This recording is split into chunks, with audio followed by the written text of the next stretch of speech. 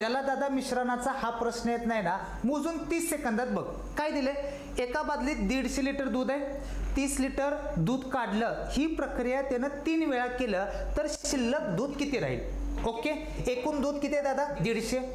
30 काढलं, 150 मधनं 30 गेलं किती राहिलं 120. शून्याला शून्य, 3 चौक 12, 3 5 15. काय प्रॉब्लेम नाही. म्हणजे अगोदर दूध 5 होतं, आता किती झालं 4.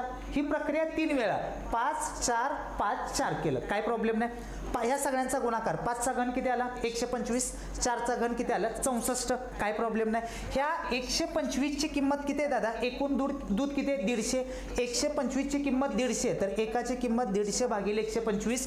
25 सक्क 150, 25 5 100. एकाची किंमत 605. तर शिल्लक किती आहे दादा 64. 64 गुणिले 605. 64 गुणिले 6 384 भागिले 5. 5 7 35 राहिले 3. 3 वर घेतले 4, 5 सक्क 30 राहिले 4, 45 76.8 फायनल आन्सर. कशी वाटते ट्रिक भावा. एकदा व्हिडिओ कच काढून लाईक कर बर.